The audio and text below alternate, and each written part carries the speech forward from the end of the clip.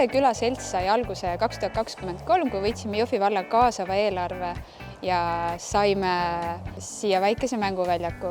Ja sellel aastal korraldasime juba teist kogukonnapäeva, mis oli sellel aastal väga meeldejääv koos oma külajooksuga ja kõikide nende inimestega, kes tulid ja aitasid meil seda kogukonnapäeva korraldada. Ja üksinda ei teeks mitte midagi ära.